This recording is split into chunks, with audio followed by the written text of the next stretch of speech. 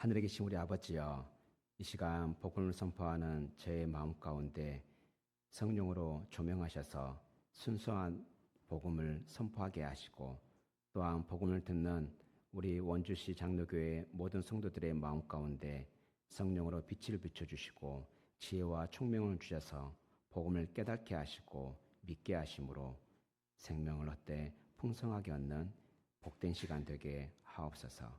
감사합니다. 우리 구주 예수님 이름으로 기도합니다. 아멘.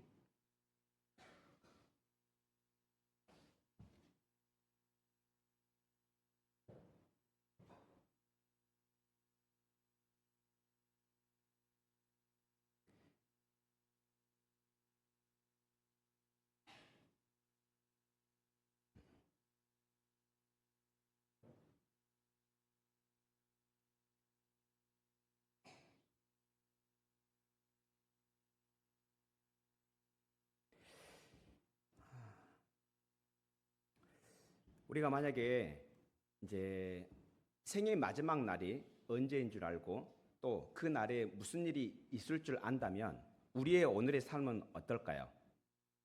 우리의 생의 마지막이 언제일 줄 알고 또 그때가 무슨 일이 일어날 줄 안다면 우리는 오늘을 어떻게 살까요? 아마 그것을 모르고 사는 사람들과 또 그것을 알고 사는 사람들의 오늘의 모습이 사뭇 다를 것입니다. 오늘 본문은 우리 예수님께서 이제 종말의 날, 그러니까 마지막 날에 있을 일들을 우리에게 알려주시겠습니다. 지금까지 예수님께서는 하나님 나라에 대해서 비유로 말씀하셨다면 오늘 말씀은 비유가 아닙니다. 실제로 있을 일들을 말씀하고 있습니다. 그래서 저희 입장에서는 이해가 안 되는 부분도 있고 또 좀 무섭기도 합니다. 하지만요, 이 말씀은 믿는 우리들에게 주신 말씀입니다. 그래서 오늘 말씀을 통해서 마지막 날에 우리는 어떻게 되는지, 또 어떠한 일이 있는지, 또 그 마지막 날에 있다고 하는 그 심판의 기준이 무엇인지 깨닫고, 그리고 그 말씀을 붙들고 감사함으로 살아가는 복된 성도들이 되기를 축원합니다. 첫 번째로 31절부터 본문 33절까지 보면 예수님께서 재림하신다는 것을 말씀하고 있습니다. 예수님께서 영광 가운데 이제 오실 건데 누구와 같이 온다고 합니까? 모든 천사들과 함께 오실 것이라 말합니다. 그렇게 오시는 목적이 무엇입니까? 31절에 보면은 영광의 보좌 앞에 앉아서 모든 사람들, 모든 민족들을 심판한다 하고 있습니다. 그래서 의인들은 오른편에 또 벌을 받을 악인들은 왼편에 분리한다라고 말씀하고 있습니다. 이와 같은 말씀은 우리는 천사들이 왜 예수님과 함께 오는지 예수님께서 전에 말씀하셨던 내용들을 통해서 우리는 알 수 있습니다. 천사들은 예수님께서 다시 오실 때 천사들과 함께 오기로 했었는데요. 그 천사들이 오는 목적을 마태복음 24장 31절 혹은 13장 41절에 나오는데요. 우리 한번 그 목적을 한번 읽어보도록 하겠습니다. 마태복음 24장 41절입니다. 시작. 그가 큰 나팔소리와 함께 천사들을 보내리니 그들이 그의 택하신 자들을 하늘 이곳에서 저 땅까지 사방에서 모으리라. 아멘. 천사들이 오는 목적은요, 결국에는 온 땅에 있는 그 모든 사람들 중에 의인들을 모으기 위해서입니다. 그리고 마태복음 13장 41절에서 보면은 살면서 악행을 했던 자들 또한 모은다라고 말씀하고 있습니다. 그것을 종합하면 오늘 본문에 나오는 것처럼 모든 민족을 모아서 악인과 선인을 분리한다라고 합니다. 이와 같이 마지막 날에 천사들은 모든 사람들을 모을 것입니다. 여기서 모든 사람이라 하면은 이 땅에 살고 있는 살아있는 사람뿐만 아니라 이 땅을 떠난, 그래서 죽어서 이미 백골이 된 그 영혼들도 다시 온다는 거죠. 그 모든 영혼들이 다 하나님 앞에 나아옵니다. 그 목적이 무엇인지 또한 우리가 알 수 있는 것이 예수님께서 그 영광의 보좌 앞에 앉으셨다.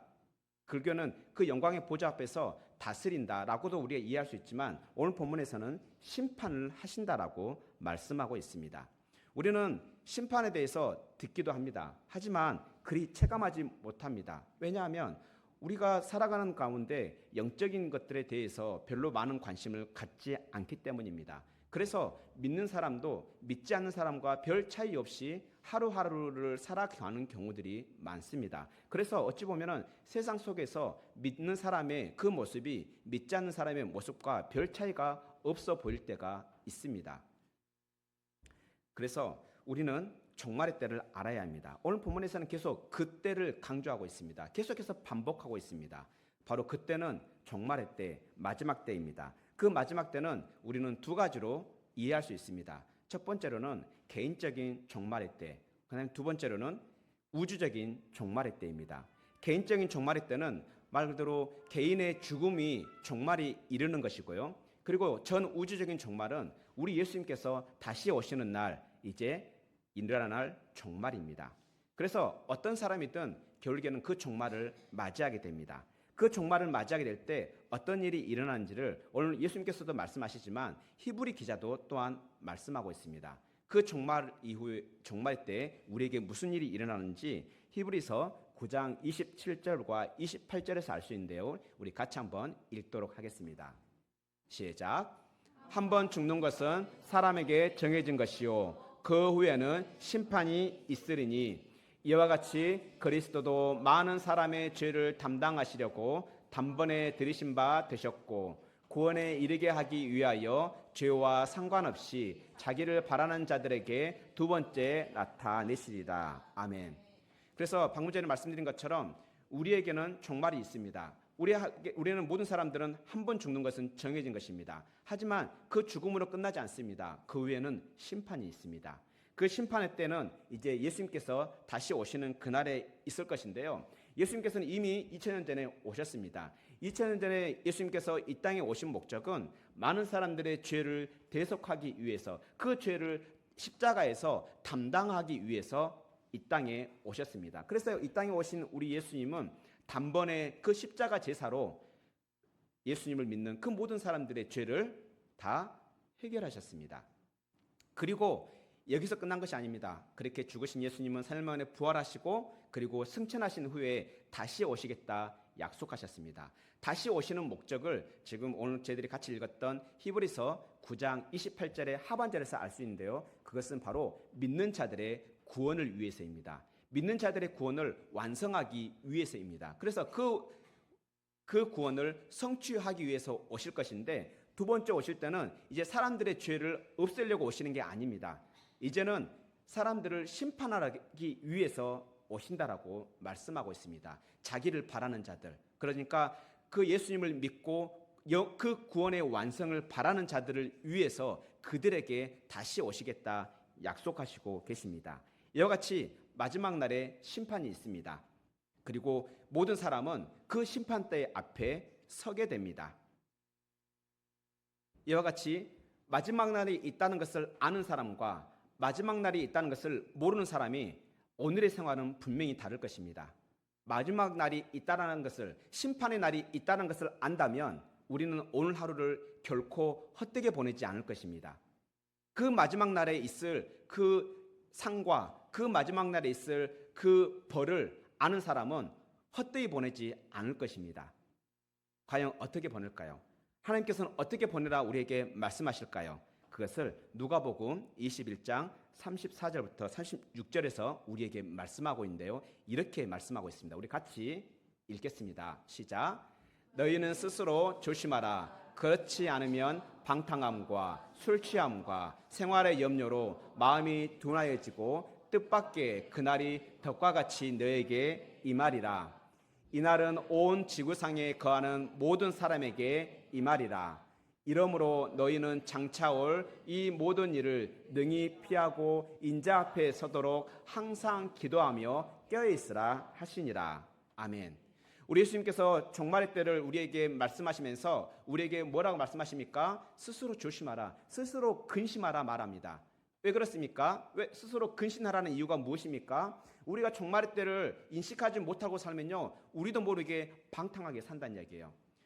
술 취함으로 예수님께서 오실 그날을 잊어버리고 산다는 이야기예요. 또 생활의 염려에 사로잡혀서 종말의 때에 민감하지 못한 상태로 살아간다는 이야기예요. 그래서 결국에는 그 종말의 때가 정말 도적같이 임할 건데 마치 사냥꾼의 덫처럼 그 동물이 인식할 수 못할 정도로 갑자기 임할 건데 그것을 모르고 산다는 이야기예요.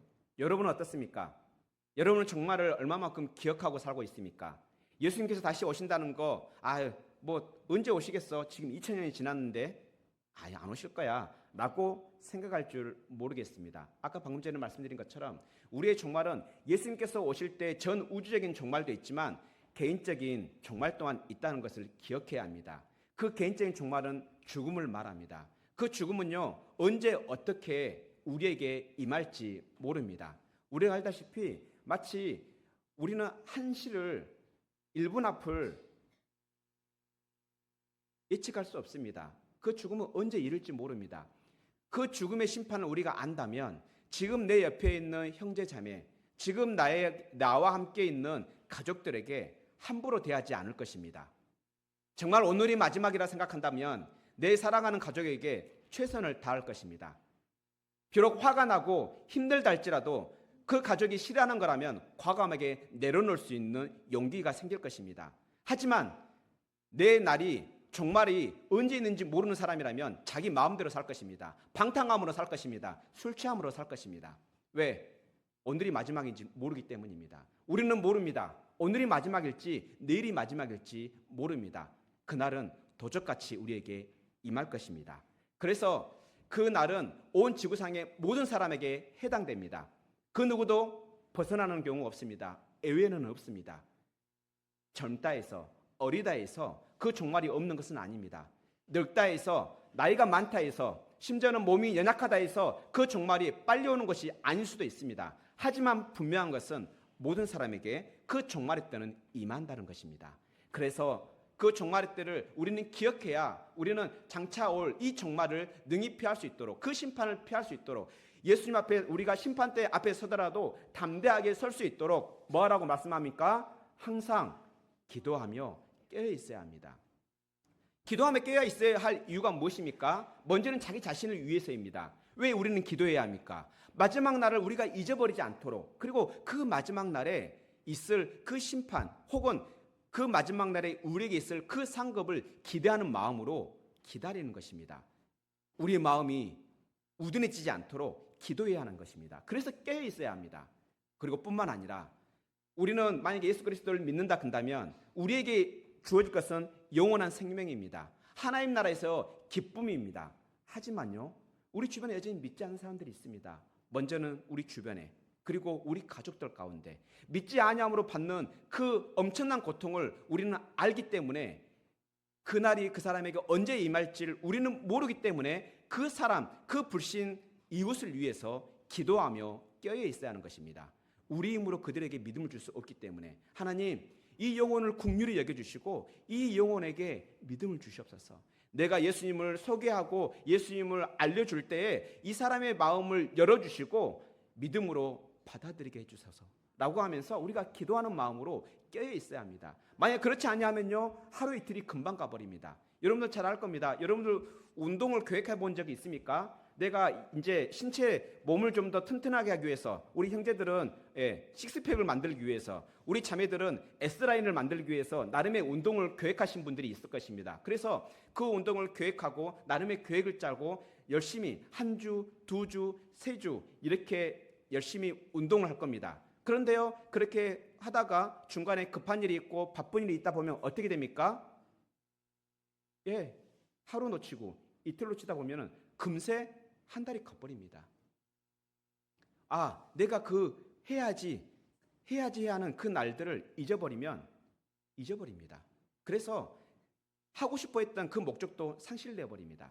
그러나 만약에 그 사람이 내가 결혼할 날짜가 언제 몇 월 며칠이야 라고 기억하고 있다 한다면 그 형제는 그 날을 기억하면서 비록 며칠간은 운동을 못했다 할지라도 그 결혼할 그날을 위해서 운동을 계속해서 포기하지 않고 다시 시작할 것입니다. 또한 우리 자매들은 그 멋진 드레스를 입기 위해서 그날을 기억하며 다시 잊어버렸던 운동을 시작하게 될 것입니다. 이와 같이 그날을 기억하는 사람과 그날을 기억하지 않는 사람의 모습, 오늘날의 모습은 완전히 다를 것입니다. 이와 같이 우리 예수님께서는 그 종말의 날, 마지막 날이 언제 어떻게 우리에게 임할지 모르기 때문에 항상 기도하며 깨어있으라 말씀합니다. 그러려면 우리는 마지막 날을 기억해야 합니다. 예수님께서 다시 오실 그 마지막 날, 예수님께서 다시 오셔서 심판하실 그 마지막 날을 기억해야 합니다. 뿐만 아니라 내 자신의 종말의 날이 있음을 기억해야 합니다. 그러지 아니하면 내 마음대로 삽니다. 내 주변의 형제가 나로 인해서 고통받고 있음에도 불구하고, 나로 인해서 참으로 힘든 가운데 있음에도 불구하고 전혀 개의치 않고 자기 마음대로 살아갑니다. 이 사람들의 특징이 무엇입니까? 마지막 날을 모르기 때문입니다. 하지만 사랑하는 성도 여러분, 우리는 마지막 날을 깨달았으면 좋겠습니다. 마지막 날을 깨달아야 오늘을 복되게 살아낼 수 있고, 오늘을 무엇을 해야 할지, 가장 가치 있는 것이 무엇인지 붙들고 살아낼 수 있는 것입니다. 그리고 우리 하나님께서 우리에게 뭐라 말씀하십니까? 기도하라 말합니다. 우리는 기도해야 합니다. 왜냐하면 우리의 뜻대로 어떤 일들이 이루어지지 않기 때문입니다. 내 자신의 일도 마찬가지고 내 이웃의 일도 마찬가지입니다. 근데 여러 가지 일도 있겠지만 그 중에 가장 큰 일이 무엇입니까? 생명과 관련된 일이 아닙니까? 그렇다 한다면 여전히 예수님을 믿지 아니함으로 생명을 얻지 못한 가족들을 위해서 우리는 깨어 기도해야 할 것입니다. 간절함으로 기도해야 할 것입니다. 뿐만 아니라 자기 자신에게 믿음이 없음을 하나님 앞에 아뢰고, 하나님, 내가 지금 예수님이 누구신지도 알겠고 예수님께서 날 위해서 십자가 지신 것 또한 알겠습니다. 그런데 믿어지지 아니합니다라고 고백하며 자기 자신을 위해서 기도해야 할 것입니다. 왜냐하면 아무리 우리가 복음을 알고 있다 할지라도 믿지 아니하면 우리는 심판대 앞에서 두렵고 떨림으로 서야 하기 때문입니다. 이와 같이 마지막 날에 모든 사람들은 심판대 위에 서게 됩니다. 그렇다면 우리가 그 심판대 위에 서게 될 것인데, 그러면 그 심판의 기준이 무엇일까요? 그 심판의 기준을 오늘 본문 34절부터 45절까지를 말씀하고 있습니다. 심판의 기준이 무엇입니까? 오늘 본문을 좀 보면은 우리가 조금 헷갈립니다. 그 심판을 주관하시는 왕 대신 예수님께서 그들에게 심판을 하는 경우와 그들에게 상을 주는 경우들을 말하고 있습니다. 먼저는 34절부터 40절까지는 의인들, 그 의인들에게 상을 주는 내용이 나옵니다. 그들이 보면은 뭘 말하고 있습니까? 왕이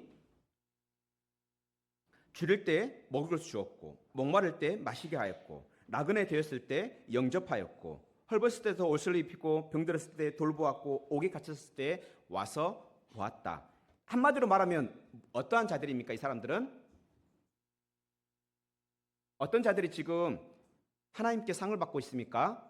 이렇게 하는 행동들을 한마디로 말하면 무엇입니까? 선행을 행한 자들이잖아요. 착한 일을 행한 자들이잖아요.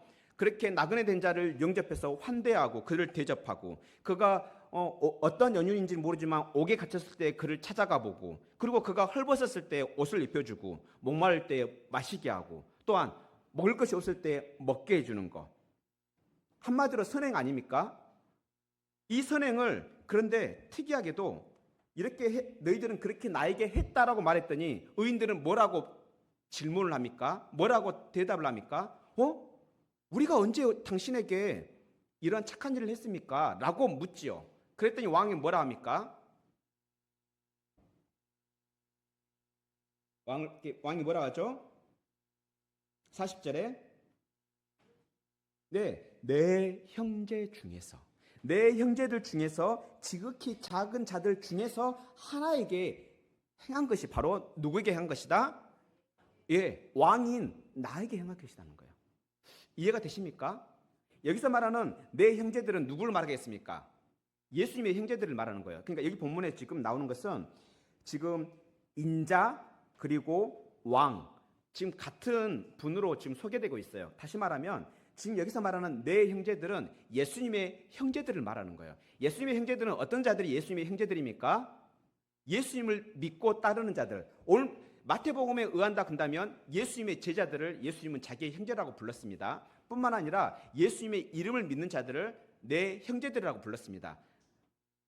그와 같이 믿음의 형제 자매들을 예수님은 자기의 형제 자매들이라고 말하고 있습니다. 그래서 그 형제 자매들에게 행한 그 행동이 바로 예수님 자신에게, 왕인 자신에게 행한 행동으로 간주한다는 얘기입니다. 이건 우리가 사도 바울의 그 일을 좀 기억하면 쉽게 이해할 수 있습니다. 여러분들, 사도 바울이 처음부터 예수님을 믿었던 사람입니까? 아닙니다.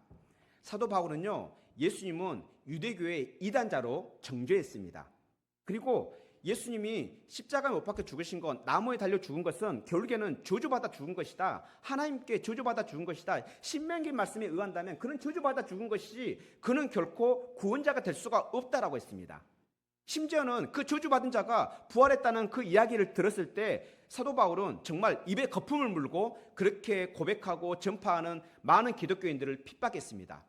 그래서 대표적인 스데반 그 일꾼이 죽을 때 그 옆에서 그 죽은 것을 합당하다라고 그렇게 여겼던 사람입니다. 그러던 그가 이제 그 종교적인 열심을 가지고 이제 다메섹에 있는 그 기독교인들을 붙잡아서 체포해서 그들을 사형에 넘기려고 이제 공문을 가지고 다메섹으로 갑니다. 그래서 다메섹에 가는 중에 누구를 만납니까? 예수님께서 그를 만나 주십니다. 한낮에 빛으로 찾아오신 예수님께서 그를 만나 주십니다. 그래서 그를 만나는 내용이 바로 사도행전 9장에 나오는데요. 9장 4절을 보면 예수님께서 사도 바울에게 나타난 예수님께서 이렇게 말씀하십니다. 사울아, 사울아, 내가 어찌하여 나를 핍박하느냐라고 묻습니다. 근데 생각해 보십시오. 사도 바울은 예수님을 만난 적이 없습니다. 맞죠? 예수님께서 부활 승천하신 후에도 예수님을 만나지 못했습니다. 그는 단지 예수님을 믿는 자들을 핍박했을 뿐입니다. 그런데 예수님은 뭐라고 말씀하고 있습니까? 사울아, 사울아, 내가 어찌하여 누구를 핍박하느냐? 나를 핍박하느냐? 다시 말해서 예수님의 형제들, 예수님을 믿는 제자들 뿐만 아니라 예수님을 믿는 형제 자매들을 핍박하는 것은 결국은 누구를 핍박하는 것이다? 그렇죠? 예수님을 핍박하는 것이에요. 그러면 오늘 본문이 이제 무슨 말인지 이해가 되는 것이죠. 그래서 예수님은요, 자기를 믿는 자와 자기를 믿는 자들을 형제로 생각할 뿐만 아니라 자기 자신과 동일하게 여긴다는 이야기예요. 우리는 이와 같은 모습들을 알 수 있죠. 우리는 갈라디아서 2장 20절에서 알 수 있습니다. 사도 바울의 고백에서 알 수 있습니다. 사도 바울이 뭐라 고백합니까? 내가 그리스도와 함께 십자가에 못 박혔나니. 언제 사도 바울이 십자가에 못 박혔습니까? 그러지 않았죠. 방금 전에 예수님께서 자기의 믿는 형제들을 자기와 동일시 여긴다는 것을 믿는다면 나 또한도 내가 예수님을 믿음으로 내가 예수님 안에 있다, 내가 예수님과 연합되었다는 것을 믿는 거죠. 그래서 예수님의 십자가가 나의 십자가가 되고 예수님의 부활이 나의 부활이 되며 예수님의 승천이 나의 승천이 됨을 고백할 수가 있는 것입니다. 이해가 돼서 고백하는 것이 아니라 믿음으로 고백하는 것이죠. 이와 같이 우리 믿는 자들이 믿음의 형제 자매에게 행한 그 선행은 결국에는 우리의 믿음의 왕이신 예수님께 행한 것입니다.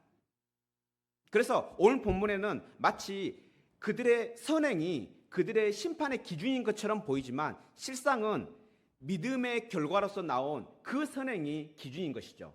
다시 말하면 실제로 겉으로 보기에는 그 선행이 믿음의 심판의 기준처럼 보이지만 실상은 믿음이 심판의 기준인 것입니다. 만약에 선행이 그 심판의 기준이라 한다면 우리 예수님께서 십자가에 달려 죽으실 필요가 있습니까? 없습니까? 없죠. 결코 없습니다. 하지만 우리 예수님께서는 십자가에 못 박혀 죽으셨습니다. 우리 예수님께서는 십자가에 못 박혀 죽으심으로 우리가 믿음을 가지게 되었고 그 믿음으로 생명을 얻었을 뿐만 아니라 우리는 그 믿음으로 새로운 사람이 되었습니다. 이와 같은 사실은 에스겔서의 말씀에서 알 수 있어요. 에스겔서 36장 26절 27절을 읽어보면요, 이제 장차 있을 그 메시아의 그 사역으로 해서 장차 있을 일들을 예언하고 있는데요. 우리 한번 25절, 26절, 27절 한번 읽도록 하겠습니다. 시작. 맑은 물을 너희에게 뿌려서 너희로 정결하게 하되 곧 너희 모든 더러운 것에서와 모든 우상 숭배에서 너희를 정결하게 할 것이며 또 새 영을 너희 속에 두고 새 마음을 너희에게 주되 너희 신에서 굳은 마음을 제거하고 줄 것이며 또 내 영을 너희 속에 두어 너희로 내 율례를 행하게 하리니 너희가 내 규례를 지켜 행할지니라. 아멘. 이제 마지막 날에 메시아의 그 사역으로 인해서 맑은 물로 우리의 그 때를 깨끗하게 하듯이 이제 우리의 죄를 깨끗하게 하실 것이라 말씀합니다. 우리의 그 더러운 죄와 우리의 그 우상 숭배로부터 우리를 깨끗하게 하실 것이라 말합니다. 마치 맑은 물로 우리의 때를 깨끗하게 씻는 것처럼 우리의 더러운 죄를 씻을 것이라 말씀합니다. 뿐만 아니라 그 물과 같은 성령, 정결하신 그 성령을 우리 마음속에 두신다고 합니다. 그래서 우리로 하여금 새 마음을 주십니다. 그래서 우리 육신에서 굳은 마음, 완악한 마음을 제거하시고 우리에게 부드러운 마음, 겸손한 마음을 주십니다. 예수님을 받아들이는 겸손한 마음을 주셔서 결국에는 어떻게 하십니까? 우리 안에 새 영을 두셔서 우리로 하여금 우리가 성령을 의지해서 하나님의 율법, 하나님의 그 율례를 지켜 행하게 하신다라고 합니다. 율법이 그 돌판에 새겨져 있을 때는 우리는 그 율법을 따라 살아가지 못합니다. 그런데 그 율법이 우리 마음판에 새겨짐으로 인해서 우리는 그 율법을 따라 행할 수 있는 존재가 된다는 것이죠. 그래서 우리는 물과 성령으로 다시 나지 아니하면 우리 예수님께서 뭐라 말씀하셨습니까? 하나님 나라에 들어갈 수 없다 한 이유가 바로 이 말씀을 근거한 이야기입니다. 물과 같은 성령으로 우리가 죄를 깨끗하게 씻어내지 못한다면 우리는 결코 하나님 나라에 들어갈 수 없다라고 말씀하고 있는 것입니다. 그래서 요한복음 3장 5절에서 이렇게 말씀하시는 거죠. 예수께서 이르시되 진실로 진실로 내게 이르노니 사람이 물과 성령으로 나지 아니하면 하나님 나라에 들어갈 수 없느니라. 이와 같이 우리가 예수 그리스도를 믿음으로 우리 안에 성령을 주십니다. 그래서 그 성령님은 우리의 모든 죄를 십자가 그 보혈로 깨끗하게 씻어주십니다. 물과 같은 성령님은 우리를 깨끗하게 씻어주십니다. 그뿐만이 아닙니다. 우리를 깨끗하게 씻어주심으로 인해서 우리를 새로운 피조물로 태어나게 하십니다. 뿐만 아니라 우리로 하나님의 율법을 자발적으로 하게 만듭니다. 행하게 만듭니다. 하나님의 율법이 무엇입니까? 우리 방금 전에 선포되었던 십계명 아닙니까? 그 십계명 10가지 계명을 2가지로 압축하면 무엇입니까? 바로 하나님을 사랑하고 이웃을 사랑하는 것입니다. 이웃을 사랑하는 것이 결국에는 뭘로 나타나는 것입니까? 선행으로 나타나는 것이죠. 그래서 우리가 믿을 때 성령을 받고 그 성령으로 인해서 우리는 그 믿음의 증거로서 우리에게 뭐가 나타난다고요? 선한 행실이 나타나는 것입니다. 우리는 믿음이 눈에 보이지 않습니다. 맞지요? 이곳에 지금 다 앉아있지만 누가 진심으로 믿는 사람이고 누가 믿지 않는 사람인지 저는 모릅니다. 하지만 우리는 짐작할 수는 있습니다. 진정으로 믿는 사람은요, 선행으로 나타나기 때문입니다. 비록 내 마음대로 어떤 일들을 할 수 있지만 그럼에도 불구하고 내 옆에 있는 지체가 실족하지 않게 하기 위해서 하지 않는 것이죠. 그와 같이 행동이 달라집니다. 이와 같이 우리는 믿음으로 많은 것들을 경험하게 됩니다. 첫 번째로 경험하게 되는 것을 고린도후서 5장 17절에 볼 수 있는데 우리 같이 읽겠습니다. 시작. 그런즉 누구든지 그리스도 안에 있으면 새로운 피조물이라 이전 것은 지나갔으니 보라 새 것이 되었도다. 우리가 예수 그리스도를 믿는다면 우리는 예수 그리스도 안에 우리는 연합하게 됩니다. 그래서 우리는 새로운 피조물이 됩니다. 옛사람이 아닌 새 사람이 됩니다. 그래서 새 것이 됩니다. 새 것이 되는 경험을 하게 됩니다. 그래서 예전에 즐기던 그 술 취함, 예전에 즐기던 그 방탕함을 이제 스스로 버리게 되는 것이죠. 그렇게 좋아했던 그것을 나도 모르게 버리게 됩니다. 왜냐하면 내가 새로운 피조물이기 때문입니다. 이것은 제가 어떻게 여러분들에게 이해시킬 수 없습니다. 여러분들이 경험하는 방법밖에 없습니다. 이와 같이 우리는 예수 그리스도를 믿음으로 새로운 피조물이 됩니다. 그래서 새로운 피조물이 된 사람들은 이제는 악행을 즐기던 사람들이 이제는 악행이 아닌 선행을 즐기기 시작합니다. 처음에는 10개 중에 1개를 말동하지만 시간이 지나면 지날수록 그 개수가 늘어납니다. 반면에 악행의 개수는 줄어드는 것이죠. 여러분들에게 참된 믿음이 있습니까?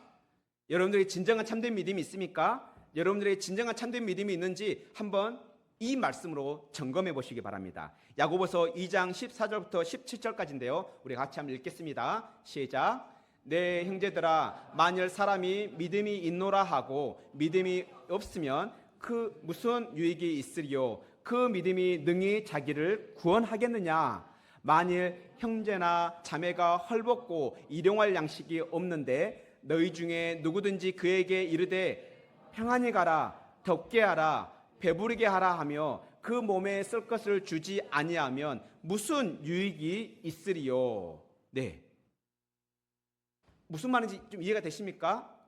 여러분들 참된 믿음이 있습니까? 참된 믿음이 있다면 반드시 뭐가 따른다는 것이 말하니까 행함이 따른다는 거예요. 믿음이 있다 하면서 행함이 없는 믿음은 그건 믿음이 아니라고 말하고 있습니다. 그거는 그 단순히 지식일 뿐입니다. 그 지식이 우리를 구원하지 못합니다. 여기서 말하는 그 믿음, 행함이 없는 그 믿음은 우리를 구원하지 못합니다.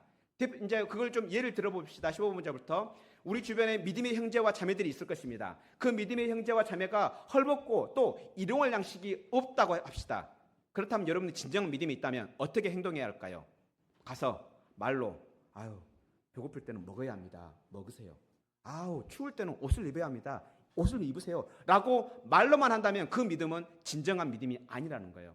진짜 믿음이란 어떻게 하는 거예요? 헐벗는 자에게 옷을 입혀주고 또 배고픈 자에게 먹을 것을 주는 것입니다.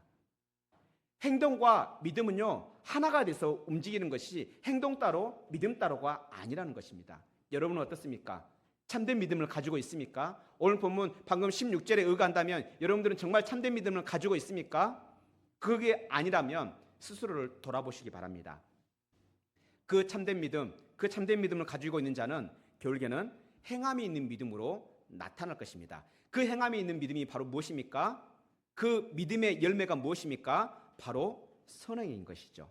그 선행, 우리가 선행을 하는 이유가 무엇입니까? 먼저 우리가 새 사람을 경험했기 때문입니다. 그리고 두 번째로 우리는 구원받을 만한 아무런 가치가 없는 존재임에도 불구하고 하나님이신 예수님께서 나를 위하여 십자가에 못 박혀 죽으시고 3일 만에 부활하신 그 놀라운 사실에 감사하기 때문에 행하는 것입니다. 왜 그렇습니까? 우리 예수님께서 우리에게 생명을 주신 그 예수님께서 우리에게 뭘 하기를 원하시는 겁니까? 하나님의 말씀대로 살기를 원하시기 때문에 우리가 그 감사함으로 하나님의 계명을 지키는 것이죠. 그 계명이 바로 한마디로 요약하면 무엇입니까? 바로 선행입니다. 그래서 첫 번째로 우리는 방금 전에 본문에 본 것처럼 먼저 믿음의 형제들을 돌보아야 합니다. 믿음의 형제들이 병들어 누워있을 때 그 병든 형제들을 찾아가서 문안하고 또 아픔 가운데 있을 때 그를 위하여 기도하고 또 헐벗을 때 그를 위하여 도와주고 그래서 우리는 먼저 믿음의 형제들을 돌아보아야 합니다. 그리고 여기서 머물러서는 안 됩니다. 그러면 우리만의 종교가 될 수 있습니다. 그 다음에 우리가 돌아봐야 할 사람들은 바로 친족들입니다. 가족들입니다. 성경은 뭐라 말합니까? 자기의 믿는 자들이 친족, 자기의 가족을 돌보지 않는 자들은 불신자보다도 못한 자라고 말하고 있습니다. 그렇게 신랄하게 정죄하고 있습니다.